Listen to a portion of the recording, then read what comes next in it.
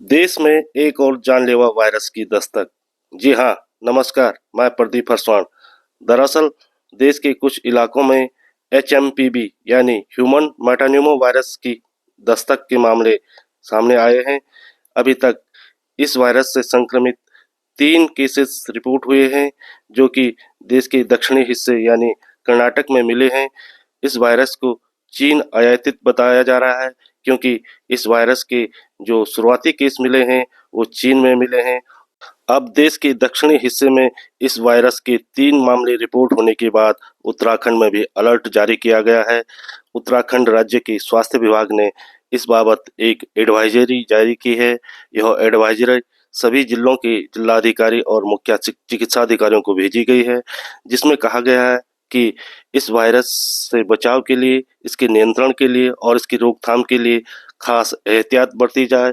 हाँ, यह जरूरी कि इस वायरस को लेकर किसी भी तरह की गलतफहमी, भ्रांति और भय फैलाने की आवश्यकता नहीं है। बीमारी से बचाव के लिए सावधानी बरतनी जरूरी है। डॉक्टरों का कहना है कि एचएमपीवी यानी ह्यूमन मेटान्यूमो वायरस भी सर्दी में जो अन्य प्रकार के फ्लू होते हैं उसी तरह का एक वायरस है, जिसमें व्यक्ति सामान्यतः 3 से 5 दिनों के भीतर स्वतः ही ठीक हो जाता है और यह श्वसन तंत्र को प्रभावित करता है। यदि कोई व्यक्ति इस बीमारी की चपेट में आता है तो सामान्यतः उसमें सर्दी, जुकाम और बुखार जैसे लक्षण दिखाई देते हैं। खासकर कम उम्र के बच्चों को यह वायरस ज़्यादा प्रभावित करता है। इसलिए डॉक्टरों की सलाह है कि बच्चों, बुजुर्गों और जो पहले ही से किसी गंभीर बीमारी से पीड़ित हैं, उन लोगों को लेकर खास एहतियात बरती जाए।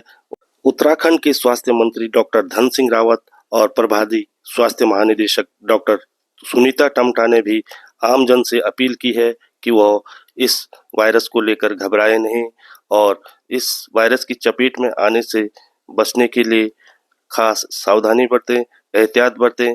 फिलहाल यह शुक्र है कि उत्तराखंड में इस वायरस का कोई भी मामला अभी तक रिपोर्ट नहीं हुआ है। इसके बावजूद सरकार ने सभी अस्पतालों में विशेष व्यवस्थाएं बनाने के निर्देश संबंधित अधिकारियों को दिए हैं। निर्देश दिए गए हैं कि अस्पतालों, मेडिकल कॉलेजों में पर्याप्त मात्रा में isolation bed, ward, ventilator, ICU और दवाइयों की व्यवस्था की जाए और समुदाय स्तर पर सघन निगरानी की जाए। साथ ही रैपिड एक्शन टीम गठित करने के भी निर्देश अधिकारियों को दिए गए हैं। स्वास्थ्य विभाग की ओर से जो एसओपी जारी की गई है, उसमें बताया गया है कि इस वायरस से बचाव के लिए आम व्यक्ति क्या करें और क्या न करें। कहा गया है कि बच्चों और बुजुर्गों को इस रोग से बचाव के लिए विशेष सावधानी बरती जाए। छींकते या खांसते समय व्यक्ति अपने नाक और मुंह को ढके। इसके लिए वो रुमाल या टिश्यू का इस्तेमाल कर सकता है। भीड़ भाड़ वाले स्थानों पर जाने से बचें। साबुन और पानी से अपने हाथों को लगातार साफ करें और अधिक मात्रा में पानी या तरल पदार्थों का सेवन करें। सर्दी, जुकाम, बुखार आदि के लक्षण होने पर डॉक्टर से परामर्श अवश्य लें। साथ ही इस बात का ध्यान रखा जाए कि जो टिश्यू पेपर या रुमाल का आप उपयोग करते हैं, बार बार उसका उपयोग ना करें। किसी दूसरे से हाथ मिलाने से परहेज करें। जिस व्यक्ति में संबंधित सर्दी, जुकाम आदि के लक्षण हैं, उनसे नज़दीकी संपर्क बनाने से बचा जाए और बिना डॉक्टर की सलाह के कोई दवा ना लें। बार बार आँख, नाक और मुंह को छूने से बचा जाए और जो सार्वजनिक स्थान है वहाँ पर थूकने से परहेज किया जाए।